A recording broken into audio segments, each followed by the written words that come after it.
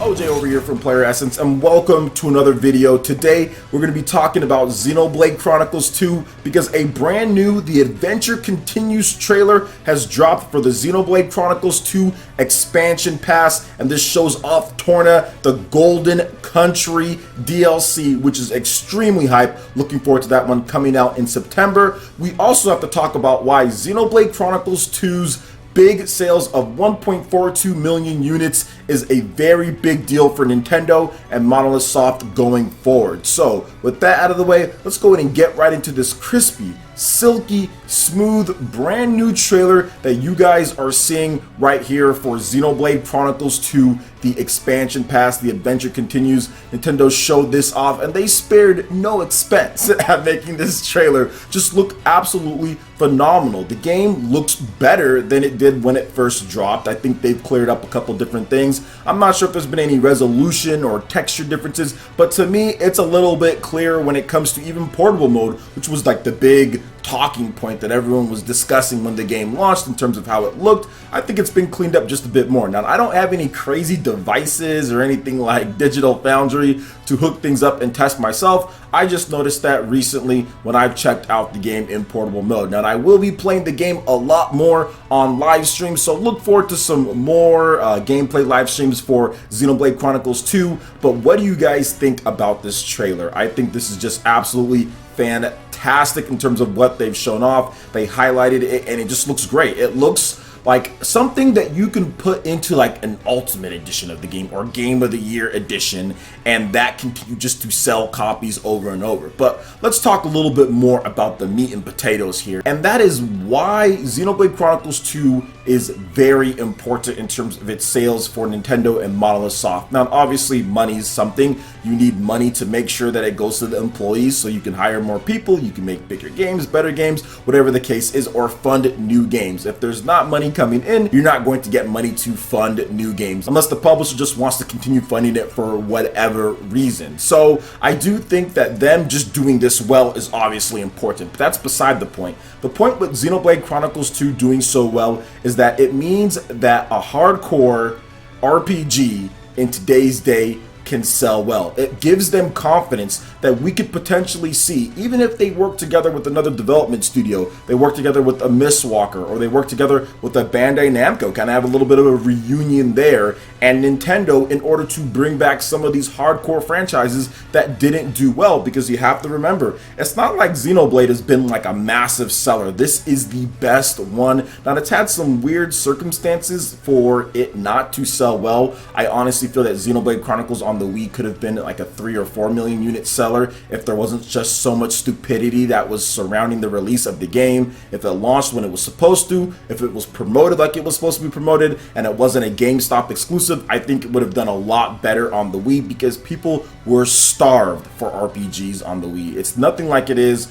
with the Nintendo Switch, where there's just plenty of RPGs to pick from, and even some Western support with stuff like Skyrim, in addition to South Park as well, Ys 8 Lacrimosa of Dana from Falcom and NIS. So I think that it would have done a lot better if it just didn't have all these different things. But with the Nintendo Switch, the fact that you can have a hardcore RPG do this well gives me a lot of hope that we could see like a Baiten Kaitos Resurrected, that we can see a Soma Bringer, or we can see some of these other obscure titles that Nintendo did with Monolith Soft beforehand, or that Bandai Namco did with Monolith Soft beforehand for Nintendo systems, and we can just get that because Monolith Soft has proven that obviously Xenoblade is popular, right? But I think Xenoblade's sales isn't just because of the popularity of what they did with Xenoblade Chronicles on the Wii. I honestly feel that people were convinced based on the gameplay. Positive word of mouth, the word of mouth of people that just kind of spread the game around. I've got so many people telling me like, OJ,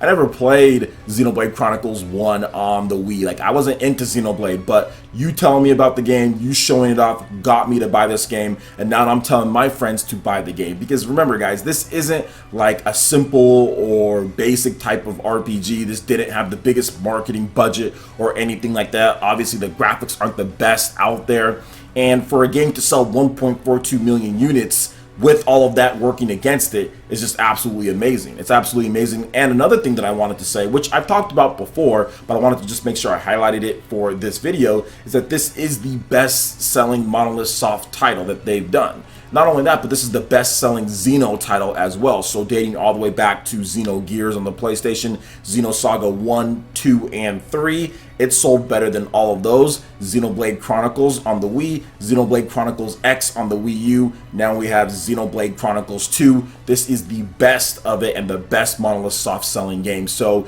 that just goes a lot right there, because Monolith Soft has made some amazing games after fracturing off from Square Enix. And I think that this is more of validation for this style of game. And hopefully it inspires. Hopefully it inspires Nintendo and it inspires Monolith Soft to continue this. But we do have word on that, because Monolith Soft is working on a brand new action RPG that has mechanical type of mechs and stuff in it. So maybe it is a brand new Xenoblade Chronicles game. Maybe it's a Xenoblade Chronicles X2. Maybe it's a Xenoblade Chronicles 3. Maybe it's a whole brand new IP that we don't even know about that just has mechs. But I will say this gives them the confidence and the money to continue going. And I think that this even makes things more impressive when you look at the team size. Monolith Soft is over 100 people that work at the company. However, the main core of people who made Xenoblade Chronicles 2 was only around 40-something people with some outside freelance help for art. So when you even put it in that scope, it even makes this more impressive. This is a big deal for Nintendo. This is a big deal for Monolith Soft, and I think that it's going to lead to a lot of great things. Now, kind of ending off what I want to discuss when it comes to Xenoblade Chronicles 2 and when it comes to the sales of this game, I do think that going forward, Monolith Soft is not only going to get bigger, they're going to do something absolutely insane with the tech, because they built Xenoblade Chronicles 2 off of what they did with the Wii U. So they essentially ported over the system that Xenoblade Chronicles X was using with the Wii U, and they just put that on the Nintendo Switch. Now, I'm not sure if they're going to create something completely brand new, but what they can do is take what they did in Xenoblade Chronicles 2 and then further refine that in the next game that they do. Or they can create something completely different, or maybe they just use something like Unreal Engine.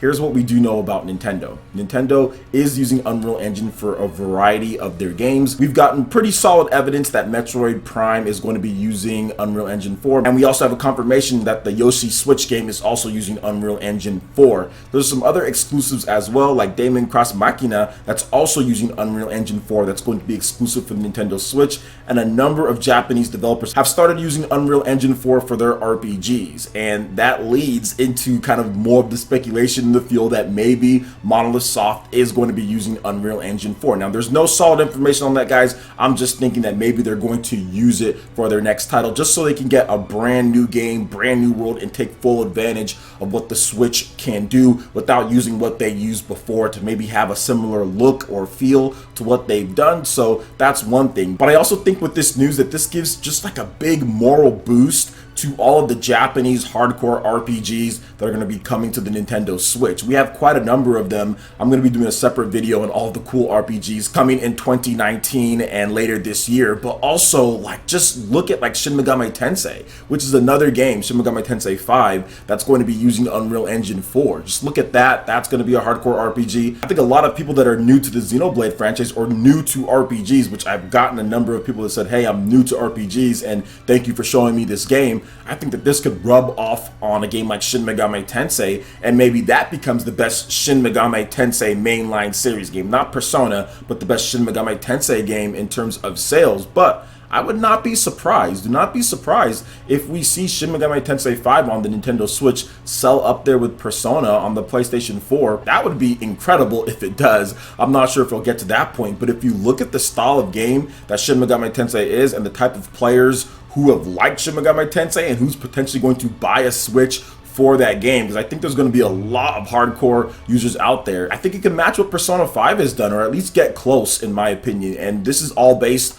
off just some of the sales numbers that we're getting with the Nintendo Switch. Obviously, it's doing well. By the time that Shin Megami Tensei 5 comes out, the Switch is going to have a lot more units out on store shelves. So I think it's definitely possible. But All of this is good news when it comes to it. It gives a boost to the Japanese gaming industry. It gives a boost to people who want to make hardcore RPGs. It shows that you can sell them. Make sure that you have your budget in line, your staff in line. You don't have to overspend on crazy amounts of things in order to get good results. So that's the reason why I think this is really important to Nintendo, and it's probably one of the most important RPGs released for the games going forward, to see that there is a market for this style of game. So what do you guys think about the Xenoblade Chronicles 2 information that we do have here? What are your thoughts on the new expansion pass and the DLC coming, in addition to everything that we discussed? Let me know your thoughts in the comment section below. All right, Ninja, that wraps it up for this video here. Go ahead and check out the links in the description below. We got Facebook and Twitter. Go ahead and give us a like and a follow on our social media. Really helps us spread the content of PlayerEssence across the internet, in addition to YouTube.